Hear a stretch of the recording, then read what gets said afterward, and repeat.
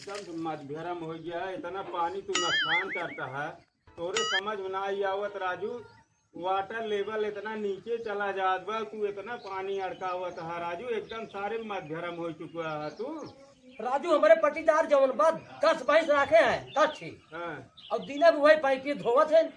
पैपिए धोवत है, वो मधभरम हो गया तो हम हो जाबो ना सारा चलता है। समझाए जितना पानी नुकसान करता है तोरे समझ में रखे में आई।